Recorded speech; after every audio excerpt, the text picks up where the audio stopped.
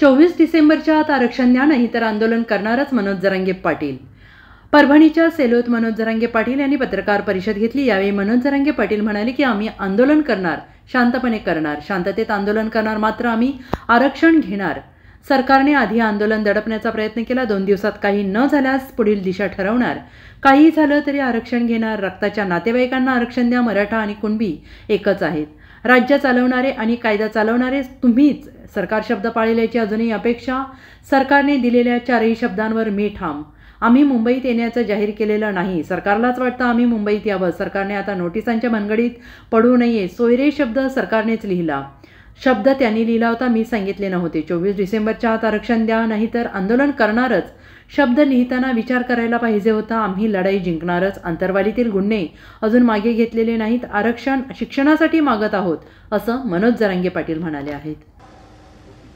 सरकारनं आता तरी वागायला यावं. नोटिसा देऊन पुन्हा प्रयोग करायचा प्रयत्न करू नका. तुम्हाला महाराष्ट्रात फिरणं मुश्किल होईल.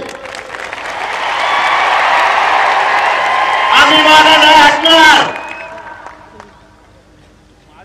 आम्ही काय चूक केली?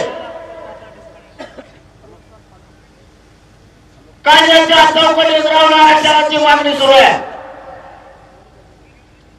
1967च्या आधीपासूनचे पुरावे सापडले.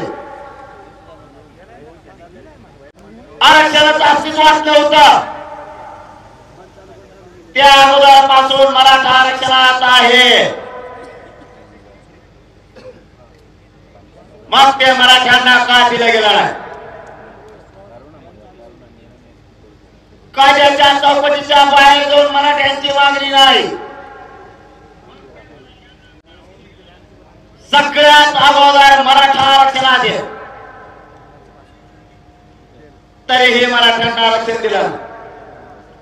ओबीसी प्रवर्गात जर यायचं असलं,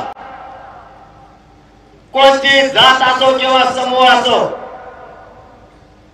ज्याला ओबीसी आरक्षणात यायचं आहे त्याची जात मागाशी असायला लागतील तर घेता येत नाही, तर येत नाही.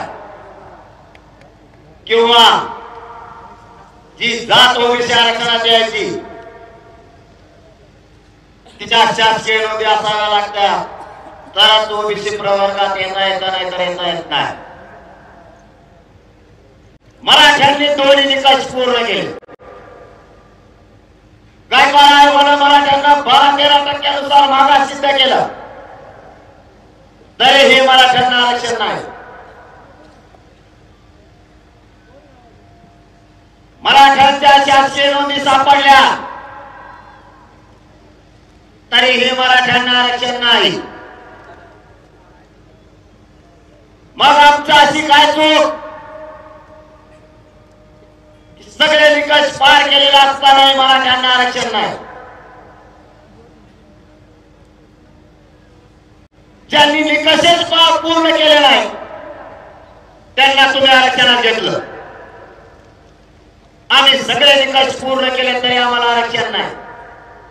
आमच्या मराठ्यांचे लेखनाचे याच्यात काय चूक? आमच्या भाषानं रात्रंदिवस कष्ट करायचे आणि मुलं शिकवायचे. एकदा विचारून बघा,